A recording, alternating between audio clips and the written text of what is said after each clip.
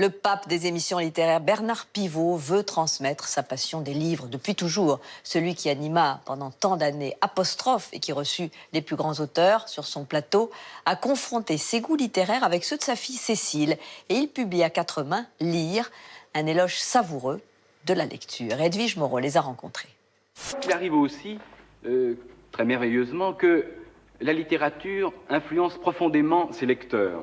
Celui qui a influencé et inspiré des millions de lecteurs, c'est Bernard Pivot, le critique littéraire des émissions cultes Apostrophe et Bouillon de culture, qui préside aujourd'hui l'Académie Goncourt. Avec sa fille Cécile, auteure et journaliste, est né Lire, avec un point d'exclamation. Un livre à quatre mains, dans lequel dialoguent leurs goûts, plaisirs et rituels de lecteurs, amateurs et professionnels, que père et fille cultivent en amoureux des mots. J'ai toujours été un lecteur professionnel. Depuis l'âge de 23 ans, on m'envoie des livres pour que je les lise et je suis rétribué pour ça. C'est une chance extraordinaire. Vous imaginez la vie agréable que j'ai eue. Moi, je lis uniquement pour le plaisir. Je suis tombée dans les livres toute seule. Alors, évidemment, grâce à mon père, parce qu'il y avait énormément de livres à la maison, mais à partir du moment où j'ai su lire, j'ai appris à lire, j'ai trouvé ça merveilleux. Cécile a découvert dans sa jeunesse non seulement le plaisir de lire, mais la lecture comme stratégie d'évitement des corvées de la famille. Vous n'allez pas troubler une enfant qui est en train de lire et lui demander d'un seul coup d'aller passer l'aspirateur ou d'aller aller acheter du pain. On la laisse lire. Cécile et Bernard Pivot déroulent pour nous leur rapport à la littérature et à la lecture.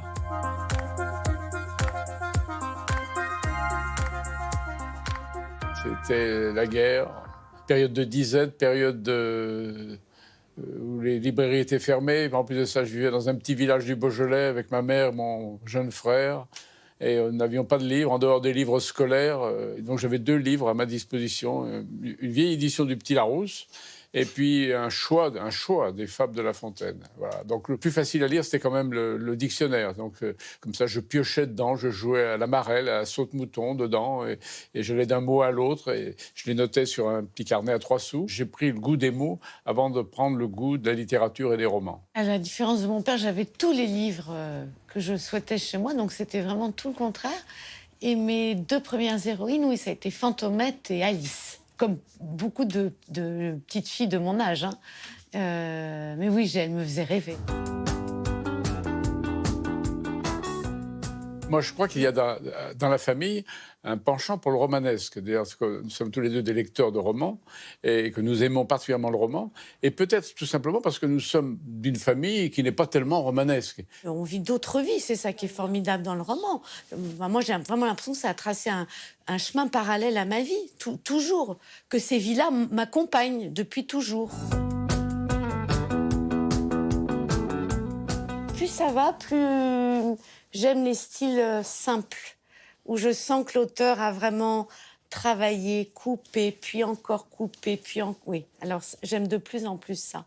Voilà, Jean-Philippe Toussaint, il a vraiment, je trouve, une écriture comme ça, extrêmement simple, extrêmement épurée.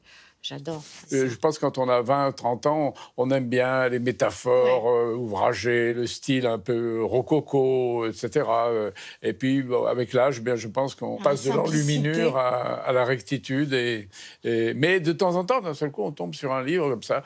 Où chatoyant il y a, et on aime. Voilà, et d'un seul coup, on se dit, c'est pas mal quand même, voilà.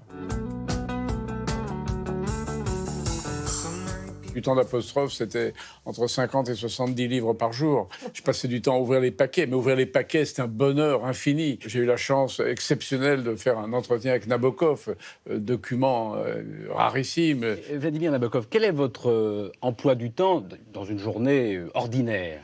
Donc je me lève entre 6 et 7 et j'écris au crayon bien taillé, debout devant mon lutrin, jusqu'à 9. Après un breakfast frugal. J'ai eu la chance de faire une interview de Marguerite Duras en direct. Est-ce que votre sensibilité, qui est très aiguë, très pointue, avait un peu pressenti ce succès?